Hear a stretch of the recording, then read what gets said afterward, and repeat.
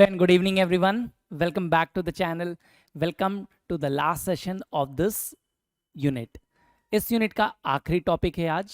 बचे हुए हमारी बुक्स में सारी बुक्स हो चुकी थी.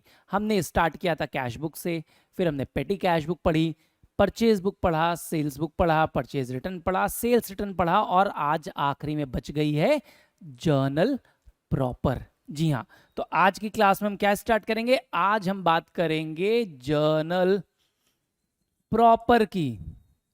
अब ये जर्नल प्रॉपर है क्या भाई? तो journal proper is last subsidiary book आप कह सकते हो.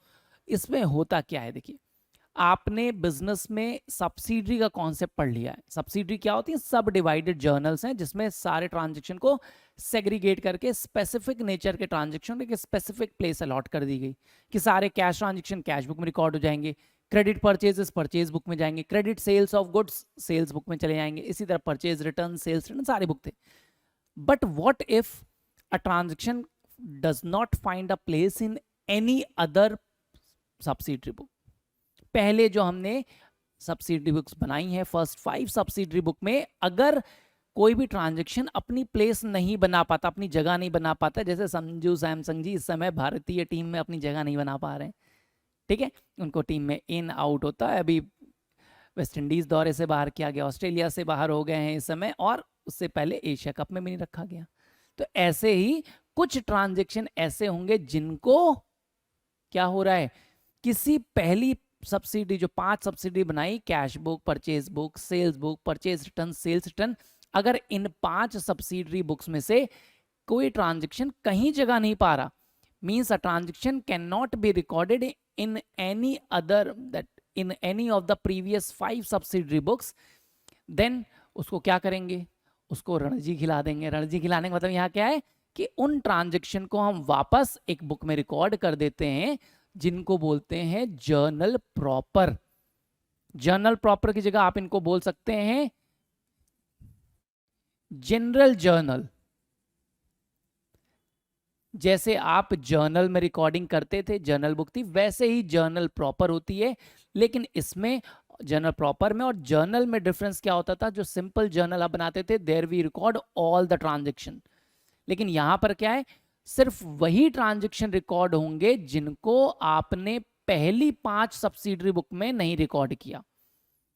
जिनको पहली 5 सब्सिडरी बुक में जगह नहीं मिल पाई, वो बचे हुए ट्रांजेक्शन जिनको कहीं रिकॉर्ड नहीं कर सकते, उनका मालिक जर्नल प्रॉपर या जनरल जर्नल कहलाती.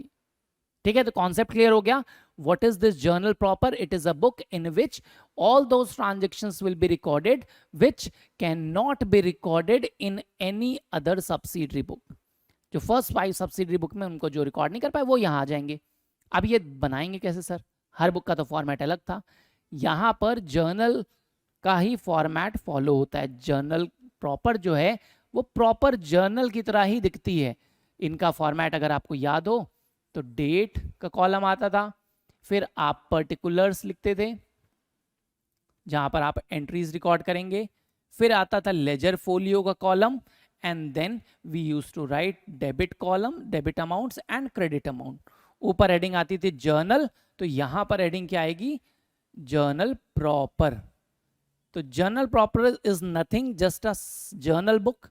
जर्नल की तरह ही होती है, बट इनमें सारे ट्रांजेक्शन रिकॉर्ड नहीं होंगे. क्या रिकॉर्ड होंगे? वही ट्रांजेक्शन आएंगे जिनको पहली किसी भी 5 सब्सिडरी बुक में जगह नहीं मिल पाई.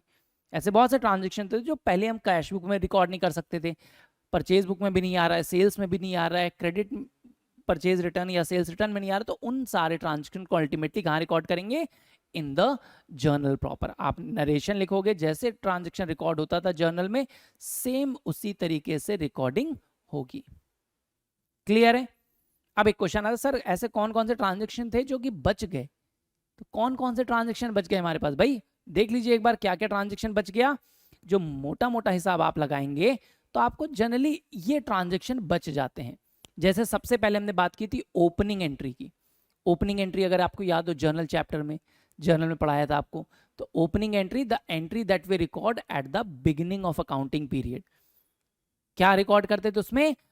Assets and liabilities of the previous year. Leftover assets and leftover liabilities of the previous year when they are transferred at the beginning of the year. तो आप उसको कहाँ रिकॉर्ड करते थे? जर्नल में रिकॉर्ड करते। सबसे पहले entry, all assets account debit to all liabilities account, the balance will be treated as either capital or goodwill, यह आपने पढ़ा है। तो ओपनिंग एंट्री क्योंकि ना कैश बुक में रिकॉर्ड होती थी, ना परचेज बुक में आएगी, ना सेल्स बुक में आएगी, ना परचेज रिटर्न और सेल्स रिटर्न। तो ओपनिंग एंट्री आपकी कहाँ रिकॉर्ड होगी? सबसे पहले इन द जर्नल प्रॉपर, अगर कोई भी ओपनिंग एंट्री आ जाए बिजनेस की, ठीक है। सेकेंड आप देखते थे क्लोजिंग एंट्रीज, दो अभी आपने क्लोजिंग एंट्रीज ज्यादा नहीं पढ़ी होंगी। क्लोजिंग एंट्रीज क्या होती थी? जब हम अकाउंट्स को क्लोज करते थे by transferring a particular, specially nominal accounts को, जितने भी payments, expenses, losses, incomes, gain इनके अकाउंट है, तो ऐसे अकाउंट को हम ट्रांसफर करते हैं प्रॉफिट एंड लॉस या ट्रेडिंग अकाउंट में, या आप फाइनल अकाउंट्स में पढ़ोगे आगे, तो वहां पर ट्रांसफर करके इनको क्लोज किया जाता है। तो वो क्लोजिंग एंट्रीज हम कहाँ नहीं लिखेंगे? जर्नल, मतलब किसी अदर बुक में नहीं आती, तो वो कहाँ आएगी? अल्टीमेटली जर्नल प्रॉपर में रिकॉर्ड होती है।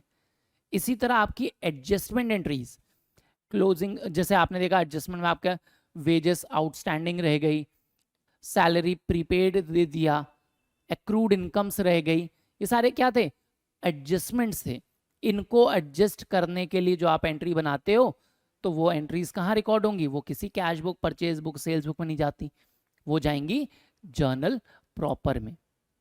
इसके अलावा रेक्टिफाइंग एंट्री, अगर आपने कुछ रेक्टिफिकेशन किया है, अकाउंट्स में कुछ गड़बड़ हो गई थी, अब उसको सही करना है, ये भी आप पूरा चैप्टर पढ़ोगे at the end of the year, rectification of errors, तो उसमें हम पढ़ाएंगे क्या क्या एंट्री होती है। तो वहां पर भी आप देखोगे कि जो रेक्टिफाइंग एंट्रीज हैं वो भी हम कहीं और परचेज बुक, सेल्स बुक या कैश बुक में रिकॉर्ड नहीं करते, उनका अल्टीमेटली प्लेस कहाँ होगी? जर्नल प्रॉपर में। इसके अलावा जो मिसलेनियस एंट्रीज हैं, बहुत सारी एंट्रीज आती हैं, इसमें मैंने कुछ एग्जांपल दी जो बहुत ही पॉपुलर हैं, जैसे परचेज एंड सेल, परचेज या sale of assets on credit. अगर आपने असेट को खरीदा था कैश में या बेचा था कैश में, तब तो कैश बुक में जाता था, लेकिन अगर आपने गुड्स को खरीदा या बेचा कैश में, तो भी कैश बुक में जाएगा, ऑल कैश ट्रांजेक्शंस। उधार पर गुड्स को खरीदते थे तो कैश बुक में तो नहीं जाता था, उधार पे खरीदा है तो कहाँ जाता था? परचेज बुक में, all credit purchases of goods. लेकिन असेट को अगर क्रेडिट में खरीदा या असेट को उधार पर बेचा है, देन वेयर? कहीं नहीं रिकॉर्ड होता था। Where will you record then? You will record it in journal proper then, ठीक है। अगर असेट को उधार पर खरीद रहे हैं या बेच रहे हैं तो वो जर्नल प्रॉपर में आएगा और किसी बुक में रिकॉर्ड नहीं हो पाता था। राइटिंग ऑफ बैड डेट्स, अगर बैड डेट्स रिटर्न ऑफ हो रहे हैं, कोई डेटर था जो कि इंसॉल्वेंट हो गया, बैंकरप्ट हो गया, उससे पैसा रिकवर नहीं हो सकता, तो उस बैड डेट को आप कहाँ दिखाते थे? कहीं नहीं दिखा पा रहे थे। जो पैसा मिल जाता था वो तो हमारा कैश बुक में डेबिट साइड पर रिकॉर्ड हो जाता था, लेकिन अगर पैसा नहीं मिल पा रहा तो कहाँ जाएगा?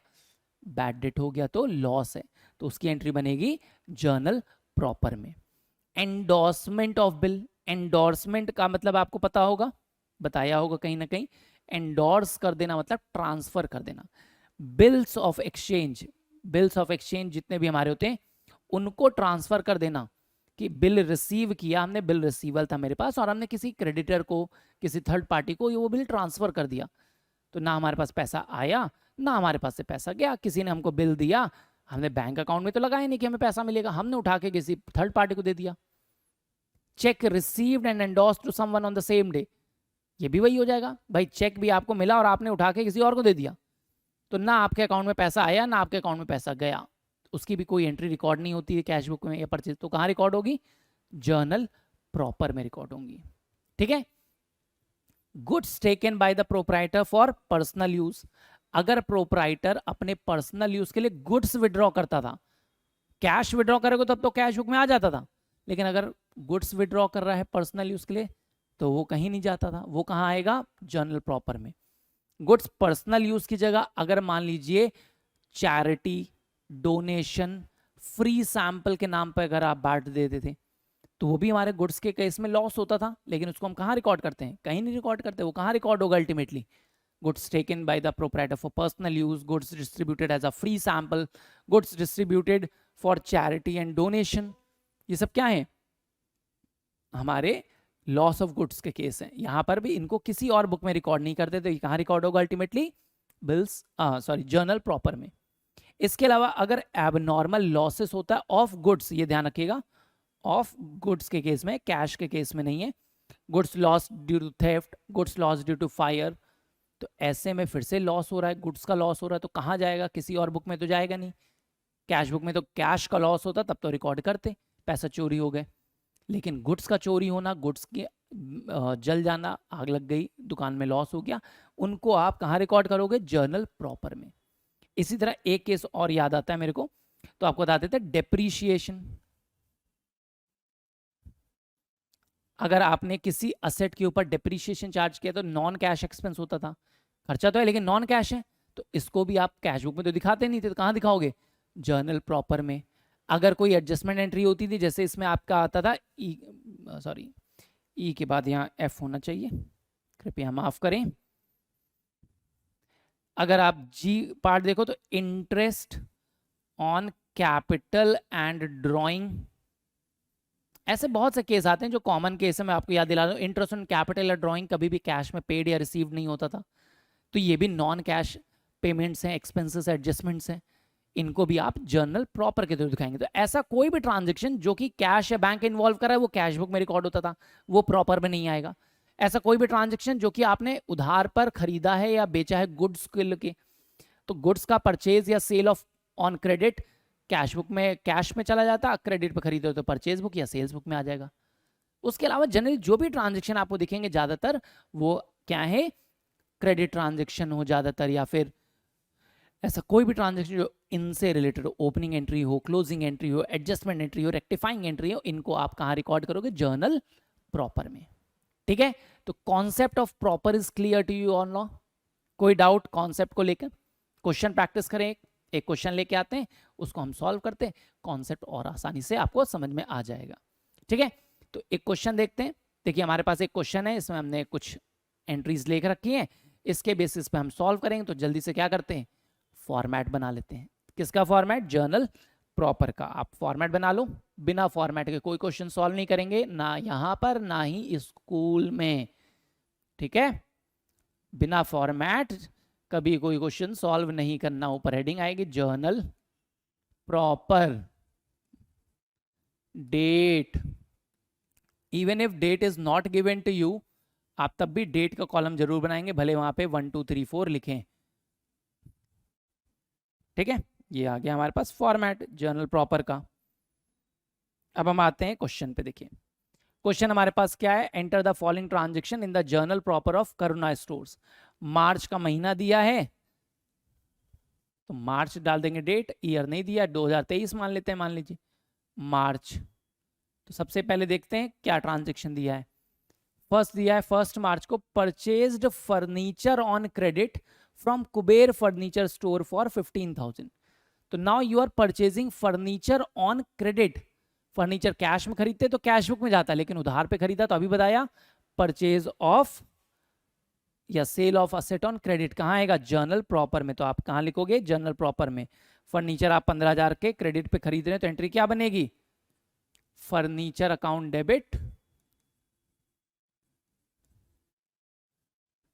To Kuber furniture store. 15,000 रुपए का आपने फर्नीचर खरीद लिया। नरेशन लिख देंगे, बीइंग फर्नीचर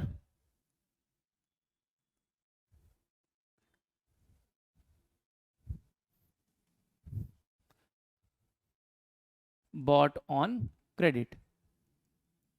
ठीक है, फर्नीचर क्रेडिट पे खरीदा तो कहाँ गया, जर्नल प्रॉपर में रिकॉर्ड होगा, ये कैश बुक में नहीं जाएगा।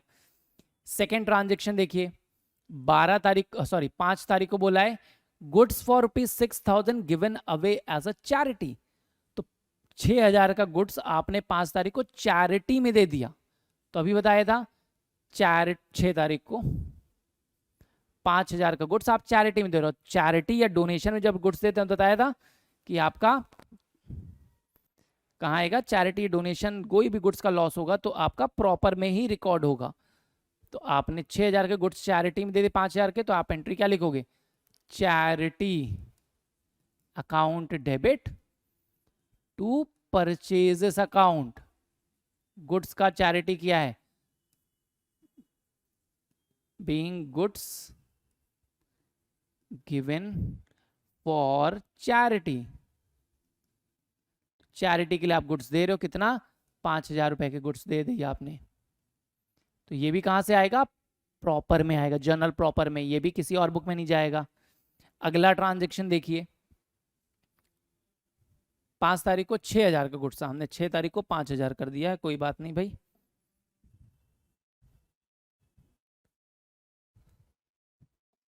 पांच तारीख थी और 6,000 के गुड्स थे, ठीक है। अगला देखिए, गुड्स 12 तारीख को, गुड्स वर्थ रुपीज 8,000, गुड्स है 8,000 के, और cash rupees 4,000 was stolen by an employee. 12 तारीख को 8,000 का गुड्स और 4,000 रुपए का कैश चोरी हो जाता है दुकान से। अब भाई चोरी हो गया तो क्या है, एबनॉर्मल लॉस है। लॉस केस में एंट्री क्या होती थी, loss by theft, account debit. To किस चीज का लॉस हुआ है भाई, 8,000 रुपए का गुड्स का लॉस हुआ तो परचेज अकाउंट क्रेडिट हो जाएगा, और 4,000 का कैश लॉस हुआ तो कैश का लॉस यहां नहीं दिखाएंगे। कैश का लॉस कैश बुक में बताया, कोई भी transaction which will involve cash और बैंकिंग ट्रांजेक्शन वो सारा कैश बुक में जाएगा। इसलिए यहां पे सिर्फ कितना, जितना हमारा गुड्स लॉस हुआ है, तो आप लिखोगे being goods lost due to theft, ठीक है। कितने का गुड्स लॉस हुआ था, 8,000 रुपए का। 4,000 का जो कैश का लॉस हुआ है वो कैश बुक में रिकॉर्ड होगा, ठीक है, समझ में आ गया। तो ओनली क्रेडिट ट्रांजेक्शन, कैश का कोई भी ट्रांजेक्शन रिकॉर्ड नहीं होंगे। 15 तारीख को Arun who owed us 20,000 was declared insolvent and nothing was received from him. 15 तारीख को अरुण से हमको मिलने थे 20,000 रुपए, जो कि कुछ भी रिसीव नहीं हो रहे। तो आप दिखाओगे भाई 15 तारीख को अरुण से पैसा मिलना था, बैड डेट हो गया, वो डिक्लेयर हो गया इंसॉल्वेंट, और कुछ नहीं मिलेगा। तो कुछ नहीं मिलेगा, अगर कुछ पैसा मिलता तो कैश बुक में जाता, नहीं मिल रहा है, एंट्री क्या होती है आपको याद होगी, bad debts account debit to, क्या नाम था भाई, नाम देख लेते हैं, अरुण, 20,000 रुपए का, to Arun account, being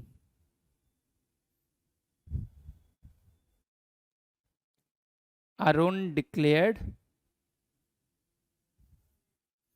insolvent, ठीक है। 20,000 रुपए हमारे पूरे पूरे बैड हो गए, डूब गए, मर गए पैसे। तो ये कहां जाएगा, प्रॉपर में, क्योंकि ये किसी और बुक में जाएगा नहीं, ना कैश आ रहा है कुछ, ना बैंक में पैसे जा रहे हैं, ना परचेज या सेल से रिलेटेड है, तो ये कहां रिकॉर्ड होगा, प्रॉपर में। अगला देखिए, 18 तारीख को proprietor withdrew for his personal use cash ₹5,000, goods worth ₹10,000। Owner ने अपने पर्सनल यूज के लिए निकाला, क्या निकाला, कैश। तो जितना कैश निकाला है वो तो कैश बुक में चला जाएगा, क्योंकि यहां पर कैश ट्रांजेक्शन नहीं आते, बताया अभी आपको। और जितना गुड्स निकाला है वो हम रिकॉर्ड करेंगे भाई। 18 तारीख को 10,000 का गुड्स निकाल रहा है वो, तो जितना गुड्स विड्रॉ कर रहा है 18 तारीख को, तो drawing account debit, drawings account debit to goods withdraw किया तो टू परचेजेस अकाउंट, नरेशन लिख दीजिए, being goods withdrawn by proprietor. कितने का विड्रॉ किया, 10,000 का। जो कैश विड्रॉ किया है वो जाएगा कैश बुक में, वो जर्नल प्रॉपर में रिकॉर्ड नहीं होगा। तो जर्नल प्रॉपर से वो ट्रांजेक्शन जो कि cash book, purchase book, sales book, purchase return या सेल्स रिटर्न बुक में नहीं आ सकते, तो वो सारे ट्रांजेक्शन हैं, कैश वाला रिकॉर्ड नहीं करेंगे, क्योंकि वो कैश बुक में रिकॉर्ड हो जाएगा। फॉर्मेट को आगे बढ़ा देते हैं थोड़ा सा, और यहां से हम कंटिन्यू करते हैं।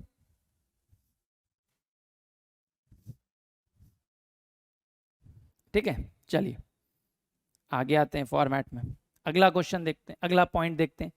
31 मार्च पर आ गए, 31 मार्च पर आ गए, तो क्या बोला है 31 को, provide interest on capital of ₹5 lakh at 6% per annum for full year, कि 5 लाख रुपए की कैपिटल पर 6% पर एनम के इंटरेस्ट पूरे साल के लिए दीजिए।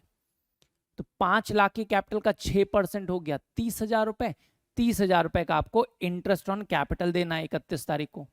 तो 31 तारीख को interest on capital account debit to capital account entry होती थी, अगर आपको याद हो,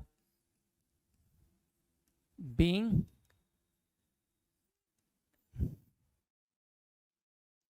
इंटरेस्ट चार्ज ऑन, चार्ज ना लिखिए, पेड लिखिए, पेड ऑन कैपिटल। हमने इंटरेस्ट ऑन कैपिटल पे किया, कितना पे किया 30,000 रुपए। कैसे 30 आया भाई, 5 लाख की कैपिटल का 6% पूरे साल के लिए, तो 5 लाख का 6% फॉर द फुल ईयर 30,000 रुपए आ जाएगा। इतना आपने इंटरेस्ट ऑन कैपिटल चार्ज किया, तो ये कहीं और रिकॉर्ड नहीं हो सकता, ये आएगा प्रॉपर में। अगला देखिए, out of the rent paid this year 5,000 is related to the next year. Adjustment आ गई कि भाई जो रेंट पे किया उसमें से 5,000 रुपए अगले साल का ही है, तो एडवांस में पे कर रहे हो।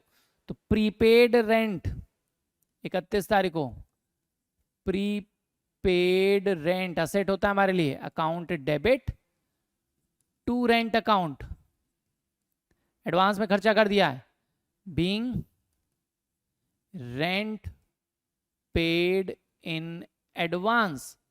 कितना रेंट है 5,000 रुपए, तो 5,000 का प्रीपेड रेंट था, तो 5,000 रुपए आप दिखा दोगे, प्रॉपर में आएगा, ये कहीं और नहीं जा पाएगा। और एक और बचा है, उसको भी देख लीजिए भाई। लास्ट देखिए 31 मार्च को ही है, सैलरीज ड्यू टू क्लर्क 12,000 रुपए। 12,000 की सैलरी ड्यू है, सैलरी ड्यू है, फिर से एडजस्टमेंट आ गई भाई, पे करना बाकी है आपको, अभी नहीं पे कर रहे हो, एडजस्ट करोगे बाद में इसको। तो कैसे दिखाओगे, सैलरी, इसकी एंट्री सब जनरल में पढ़ चुके हैं, salary account debit to outstanding salary account, liability बढ़ रही है, being salary due, salary due है 12,000 रुपए की, तो ये भी कहां से जाएगा, जर्नल प्रॉपर से किया।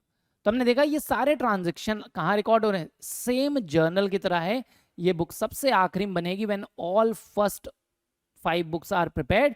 तो जो लेफ्ट ओवर ट्रांजैक्शन बच जाते हैं, जो कहीं नहीं रिकॉर्ड हो पा रहे हैं, तो वो सारे ट्रांजैक्शन क्रोनोलॉजिकल ऑर्डर में रिकॉर्ड होते हैं in journal proper. It is same as the simple journal जो आप बनाते थे ओरिजिनल जर्नल बुक, सेम वैसे ही बनेगा। आखिरी में आप इसका टोटल कर लेंगे, टोटल देख लीजिए भाई कितना आ रहा है। तो टोटल देखिए भाई कितना आएगा, 15,000, 21,000, 29, 49, 59, 89, 94 एंड 106। तो 1,06,000 इसका टोटल आ जाएगा। ठीक है, समझ में आया जर्नल प्रॉपर हम कैसे रिकॉर्ड करेंगे।